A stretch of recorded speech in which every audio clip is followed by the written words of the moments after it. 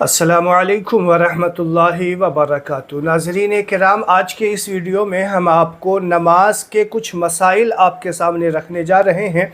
हर इंसान को नमाज का इतना मसाइल आना चाहिए कि वो नमाज में अगर कोई ख़राबियाँ हो जाए, नमाज में कोई दिक्कतें हो जाए तो वो उसको सजदा सहव कब करनी है, नमाज वाजिबुल इआदा यानी नमाज दोबारा कब पढ़ी जाती है, इतना तो इल्म होना चाहिए।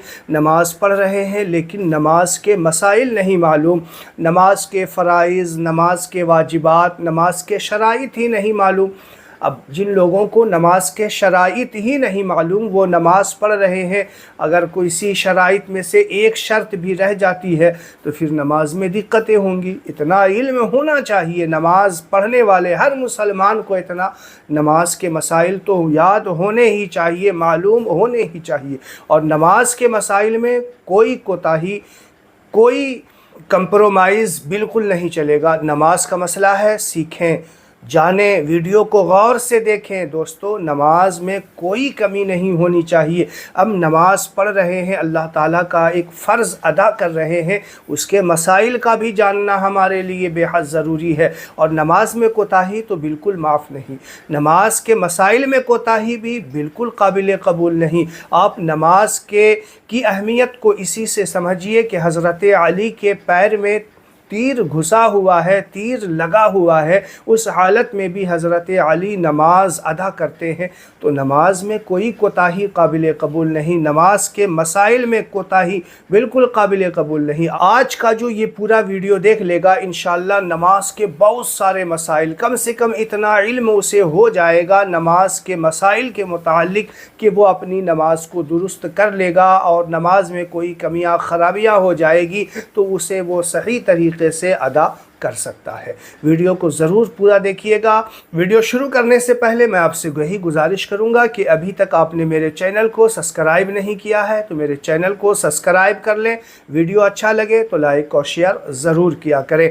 आइए सबसे पहले हम जानते हैं कि नमाज में कितनी चीज़ें वाजिब हैं।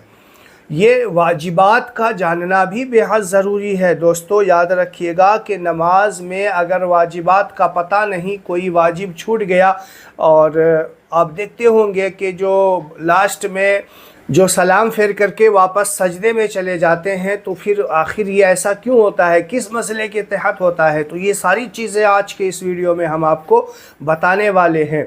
वीडियो को गौर से ज़रूर देखना। दोस्तों, नमाज के वाजिबात आप समझ लीजिए कि नमाज के वाजिबात 14 हैं। सबसे पहली चीज़ जो है नमाज में वाजिब, फ़र्ज़ की पहली 2 रकातों को क़िराअत के लिए मुतय्यन करना, यानी पहली और दूसरी रकात में क़ियाम क़िराअत करने के लिए खड़ा रहना, ये भी एक वाजिब है। और दूसरी चीज़ है फ़र्ज़ नमाज की आखिरी 2 रकातों के अलावा बाकी हर रकात में सूरह फ़ातिहा पढ़ना। आप इस बात को इस तरीक़े से समझिए कि पहली और दूसरी रकात में सूरह फ़ातिहा पढ़ना ये वाजिब है, और फ़र्ज़ की पहली और दूसरी रकात में सूरह फ़ातिहा के बाद कोई सूरत मिलाना ये भी वाजिब है। अब सिर्फ़ कोई सूरह फ़ातिहा पढ़ के सजदे में चला जाएगा तो वाजिब को छोड़ने वाला हो जाएगा। आपको आखिर में जो है सजदा सहव करना होगा। सजदा सहव जो होते हैं ना, कोई वाजिब छूट गया, सजदा सहव करना होगा। याद रख लीजिए कि अगर आपको रुकू में चले गए, याद आया कि हमने कोई सूरत मिलाई ही नहीं, तो आप वापस खड़े हो जाएं, कोई सूरत मिलाएं, उसके बाद रुकू में जाना है आपको।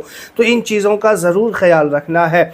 नंबर 4, सूरह फ़ातिहा को सूरत से पहले पढ़ना है। इस बात का भी ख्याल रखना है कि सूरह फ़ातिहा जो पढ़ रहे हैं सूरत से पहले पढ़ेंगे। ये नहीं कि पहले कोई सूरत पढ़ ली उसके बाद सूरह फ़ातिहा, नहीं, पहले सूरह फ़ातिहा उसके बाद कोई सूरत पढ़ना है, ये वाजिब है। और नंबर 5, कौमा करना। कौमा किसे कहते हैं? रुकू में जाने के बाद जो खड़े होते हैं उसे कौमा कहते हैं। अब वो लोग अपनी नमाज का मुहासबा करें, इहाता करें, जो रुकू से ही सजदे में चले जाते हैं, रुकू से ही सजदे में चले जाते हैं, तो वो कौमा तो उन्होंने किया ही नहीं, जो वाजिब है वाजिब को छोड़ दिया। तो बताइए नमाज कैसे हो जाएगी? जल्दबाजी के चक्कर में कौमा करना جلد بازی کے چکر میں قوما کرنا بھول جاتے ہیں اور چھوڑ دیتے ہیں، سستی کر جاتے ہیں۔ نہیں، یہ واجب ہے۔ اسی طریقے سے جلسہ کرنا، جلسہ اسے کہتے ہیں جو دونوں سجدوں کے درمیان میں بیٹھتے ہیں نا، پہلا سجدہ کیا پھر بیٹھے، یہ ہے جلسہ۔ اب لوگ سجدے سے پورا سر اٹھایا بھی نہیں، دوسرے سجدے میں چلے جاتے ہیں، تو ایسے لوگ بھی اپنی نماز کا محاسبہ کریں، سوچیں کہ یہ جلسے میں بیٹھنا جو ہے یہ واجب ہے، اگر اس کو نہیں کیا تو واجب چھوڑنے کی وجہ سے نماز واجب الاعادہ ہو جاتی ہے۔ تو اس چیز کا ضرور خیال رکھنا ہے دوستو، ان مسائل کا سیکھنا ہمارے لیے بے حد ضروری ہے۔ اب آگے آپ سماعت کیجئے، دونوں قاعدوں میں تشہد پڑھنا، تشہد میں بیٹھنا یہ بھی واجب ہے، اور اسی طریقے سے 8واں ترتیب قائم رکھنا، ترتیب کے ساتھ پڑھنا یہ بھی واجب ہے۔ ایسا نہیں کہ پہلے سجدہ پھر رکوع، نہیں چلے گا، جو ترتیب وار نماز ہے اسی طریقے سے ادا کرنی ہے۔ نمبر 5، تعدیل ارکان، تعدیل ارکان کا بے حد خیال رکھنا ہوگا۔ اب سوچئے کہ تعدیل ارکان یعنی جس چیز کو آپ ادا کر رہے ہیں اس کے ساتھ انصاف کریں۔ اگر سجدہ کر رہے ہیں تو سجدہ جو صحیح طریقے سے کرنے کا حق ہے اسی طریقے سے کریں۔ کھڑے ہیں قیام میں قرات کر رہے ہیں تو صحیح طریقے سے ادا کریں، یعنی جس ارکان کو آپ ادا کر رہے ہیں، جس ارکان کو ادا کرنے کا حکم ہے اسی طریقے سے کرنا۔ اب وہ لوگ سوچے جو نہ رکوع صحیح طریقے سے کرتے ہیں، نہ سجدہ صحیح طریقے سے کرتے ہیں، اور اسی طریقے سے فٹافٹ والی نماز پڑھ لیتے ہیں، تو تعدیل ارکان کا بھی خیال نہیں رکھ پاتے، اور تعدیل ارکان کا خیال نہ کرنا یہ واجب کو چھوڑنا ہوا، اور نماز واجب الاعادہ ہو جاتی ہے۔ اب آگے آپ دیکھیے 10 نمبر پہ، جہری نماز میں جہر کرنا اور سری نماز میں آہستہ آواز میں قرات کرنا، یعنی جو بلند آواز سے نماز پڑھی جاتی ہے جیسے مغرب میں، عشاء میں اور فجر میں، جماعت کے ساتھ کا یہ حکم ہے کہ بلند آواز سے آپ قرات کیجئے، تو بلند آواز سے ہی قرات کرنا۔ اگر اس میں آہستہ آواز میں قرات کر لیں گے تو واجب چھوٹ جائے گی، نماز نہیں ہوگی۔ اسی طریقے سے ظہر عصر میں جو ہے آہستہ آواز میں قرات ہے تو آہستہ آواز میں قرات کرنا یہ واجب ہے۔ 11 نمبر، قاعدہ اولیٰ، دوسری رکعت میں جو بیٹھتے ہیں اسے قاعدہ اولیٰ کہتے ہیں، قاعدہ اولیٰ میں بھی بیٹھنا واجب ہے۔ اور نمبر 12، لفظ سلام سے نماز سے باہر نکلنا، سلام کے ساتھ نماز سے باہر نکلنا یہ بھی واجب ہے۔ یہ نہیں کہ آپ درود ابراہیم اور دعائے معصور پڑھ کر کے اس کے بعد سلام پھیرا ہی نہیں اور نماز سے باہر کیسے نکلیں گے، نہیں، بلکہ لفظ سلام کے ساتھ نماز سے باہر نکلنا یہ واجب ہے۔ اسی طریقے سے نمبر 13 میں آتا ہے کہ وطروں میں جو وطر کی نماز پڑھتے ہیں اس میں دعائے قنوت جو پڑھا جاتا ہے یہ بھی واجب ہے، دعائے قنوت کا پڑھنا یہ بھی واجب ہے۔ دعائے قنوت نہیں پڑھا وطر کی نماز میں تو آپ کی وطر کی نماز کیسے ہوگی؟ ہاں البتہ جب تک آپ کو دعائے قنوت یاد نہیں ہے تو آپ ربنا آتینا فی الدنیا سے کام چلا سکتے ہیں، لیکن دعائے قنوت کو یاد کرنے کی کوشش کرتے رہے۔ ایسا نہیں کہ یاد نہیں کر رہے صرف اسی سے کام چلائیں گے تو بھی کام نہیں چلے گا، بلکہ دعائے قنوت کو یاد کرنے کی کوشش ضرور کرتے رہے۔ اسی لیے میں کہتا ہوں کہ نماز سیکھنا بھی بے حد ضروری ہے۔ نمبر 14، عیدین میں جو 6 زائد تکبیر پڑھی جاتی ہے یہ بھی واجب ہے۔ عید اور بقرعید کی جو نماز میں 6 زائد تکبیر ہوتی ہے یہ بھی واجب ہے۔ اب دیکھیے میں آپ کو بتاتا ہوں کہ شرائط نماز کیا ہے۔ بہت سارے جو ہے ایسے ہیں کہ جو شرائط نماز کا ہی خیال نہیں رکھتے، تو نماز کیسے ہوگی؟ نماز پڑھنے کے لیے جو 7 چیزیں شرط ہیں اس کا خیال رکھنا بھی ضروری ہے۔ اس میں کچھ چیزیں نماز سے پہلے خیال رکھنا ہوتا ہے، کچھ چیزیں نماز کے اندر بھی خیال رکھنا ہوتا ہے، تو میں ایک ایک کر کے آپ کو سنا دیتا ہوں۔ دیکھیے ویڈیو تھوڑا لمبا ہو رہا ہے لیکن نماز کے مسائل میں کوئی درگزر نہیں چلے گا، کوئی آپ کی شکایت قابل قبول نہیں ہوگی۔ نماز کا مسئلہ ہے، بتاؤں گا میں، آپ کو برا لگے تو مجھے معاف کیجیے گا، لیکن نماز کے مسائل میں کوئی کوتاہی نہیں دوستو۔ نماز کے بارے میں اللہ تعالیٰ قیامت کے دن سب سے پہلے نماز کے ہی متعلق سوال کرے گا۔ اگر آپ کی نماز ہی صحیح نہیں ہوئی تو بتائیے کیسے اللہ تعالیٰ کے سامنا ہوگا؟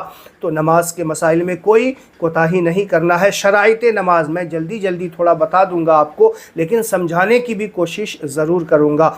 शराइत नमाज 7 हैं। बदन का पाक होना, जी आप जो लिबास पहने हैं उसका पाक होना, बदन का पाक होना, जिस जगह पे नमाज पढ़ रहे हैं उसका पाक होना, ये शर्त है। ऐसा नहीं कि बदन पे निजासत है आप नमाज पढ़ रहे हैं तो नहीं, कपड़ा का भी पाक होने का ख्याल ज़रूर रखें और जिस जगह नमाज पढ़ रहे हैं उसका भी ख्याल ज़रूर रखें। इसी के साथ में सतर का छुपाना, अपने जिस्म के जो सतर हैं, मर्द का सतर नाफ से लेकर के घुटने तक और औरत का सतर सर से लेकर के पाँव तक है, जिसमें कि सिर्फ चेहरा, हथेली और पाँव का तलवा खुला है।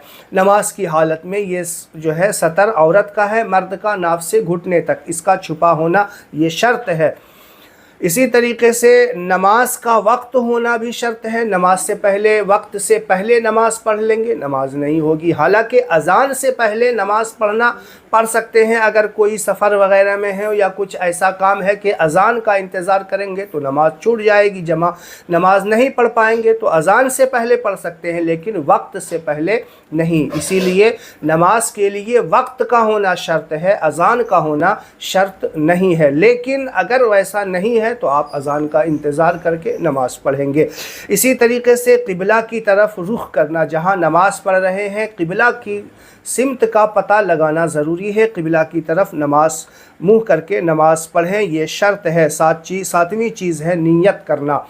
आप जो नमाज पढ़ रहे हैं उसकी नीयत ज़रूरी है। आपका ज़हन कहीं और है, नीयत में कुछ है ही नहीं और खड़े हो करके सुबहानक अल्लाहुम्मा व बिहम्दिका शुरू कर देंगे तो नियत, क्योंकि अल्लाह के रसूल ने फरमाया, पहली हदीस है, इन्नमल अअमालु बिन्नियात, अमल का दारोमदार नीयत पर हुआ करता है। अब आइए मैं आपको इसी में फ़राइज़ नमाज भी बता देता हूँ। फ़राइज़ नमाज भी 7 है।